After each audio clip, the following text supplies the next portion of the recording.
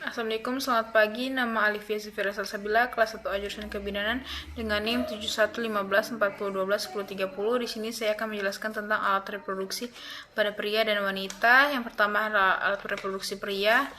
Yang pertama ada penis. Penis berfungsi sebagai saluran kencing atau urin sekaligus tempat keluarnya sperma. Yang kedua ada skrotum, berperan untuk menjaga suhu testis agar sesuai untuk memproduksi sperma. Pada skrotum terdapat 2 buah testis. Yang ketiga ada testis, adalah alat kelamin bagian dalam, fungsinya untuk memproduksi sperma dan hormon testosteron. Yang keempat ada epididymis, merupakan saluran yang keluar dari testis. Fungsinya adalah sebagai tempat penyimpanan sperma sementara. Yang kelima ada saluran uretra, saluran yang terdapat dalam penis dan merupakan akhir dari saluran reproduksi. Perannya adalah sebagai saluran keluarnya sperma dan urin. Yang keenam ada vesikular seminalis, merupakan kelenjar yang menghasilkan zat yang berisi basa, alkali, fruktosa, gula monosakarida, hormon prostaglandin, dan protein pembekuan. Yang ketujuh ada kelenjar prostat, terletak di bawah kandung kemih. Fungsinya adalah menghasilkan cairan yang bersifat asam. Yang kedelapan ada kelenjar Cooper, menghasilkan lendir dan cairan bersifat basah. Fungsinya adalah untuk melindungi sperma dengan cara menetralkan urin yang memiliki pH asam yang tersisa dalam uretra. Cairan tersebut juga melapisi uretra untuk mengurangi kerusakan pada sperma selama ejakulasi. Struktur dari sperma yang dihasilkan oleh laki-laki dapat dilihat pada gambar ini.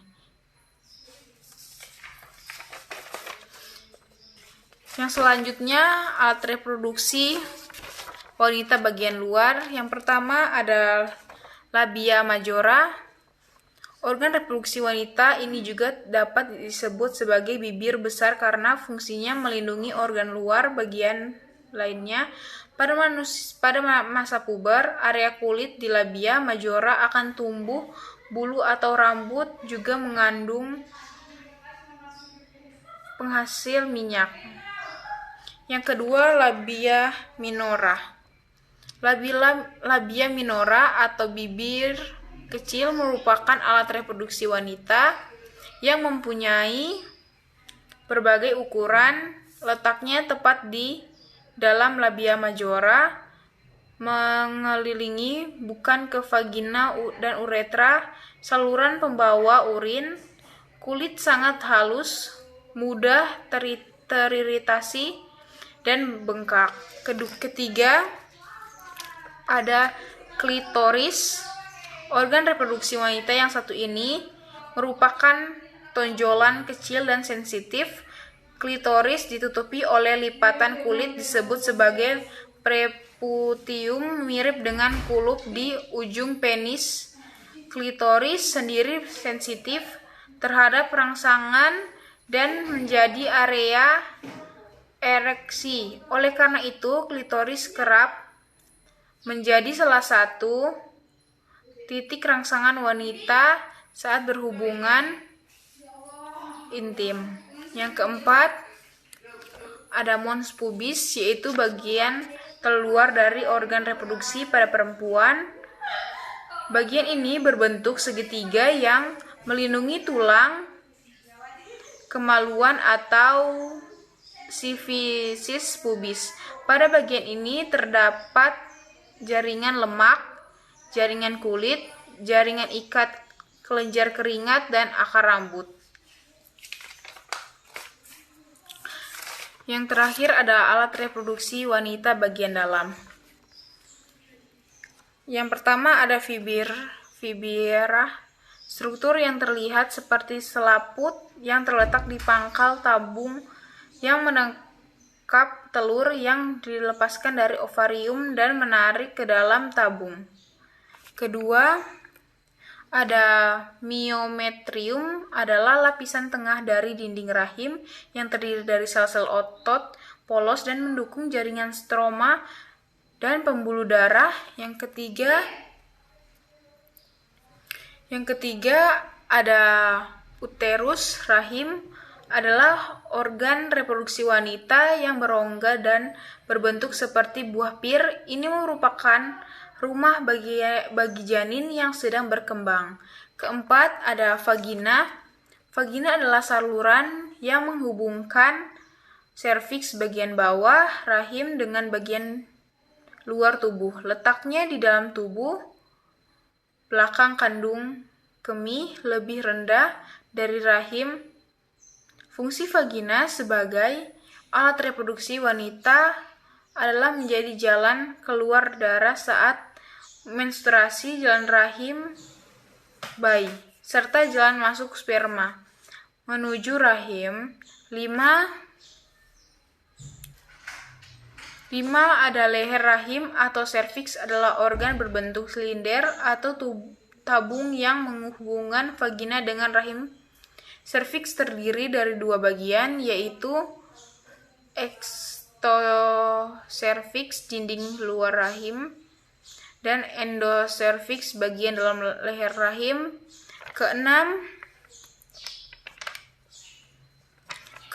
ada cervical kanan, adalah saluran di dalam otot serviks yang mungkin keluarnya darah, menstruasi, masuknya sperma, dan lahirnya saat persalinan.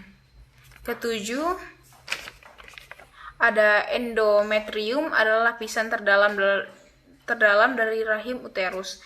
Endometrium ini menjadi tempat menempelnya ovum yang telah dibuahi. Kedelapan, ada ovarium berukuran besar. Biji kenari ini merupakan bagian dari sistem reproduksi wanita. Ovarium berfungsi menghasilkan sel telur tiap bulan melalui dari masa pubertas hingga menopause, serta memproduksi hormon estrogen dan progesteron. Kesembilan, ada ovarian ligamen, merupakan serat ligamen yang menghubungkan antara ovarium dengan wilayah permukaan lateral pada rahim. Ke-10, ada tuba fallopi, adalah saluran dengan panjang sekitar 10-13 cm dan diameter sekitar 1 cm yang menghubungkan antara indung telur, ovarium, dan rahim. Ke-11, ada embrio, adalah sebuah eukariota diploid multisel dalam tahap paling awal dari perkembangan.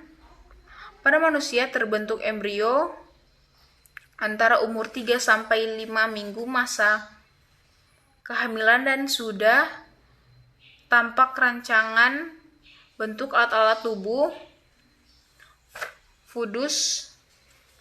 Ke-12, ada fundus uteri, merupakan titik tertinggi dari rahim. Tinggi fundus uteri sendiri adalah jarak antara puncak tulang panggul hingga ke bagian paling atas perut saat hamil. Ke-13, ada perimetrium, ialah lapisan rahim yang paling luar yang berfungsi sebagai pelindung rahim. Terima kasih.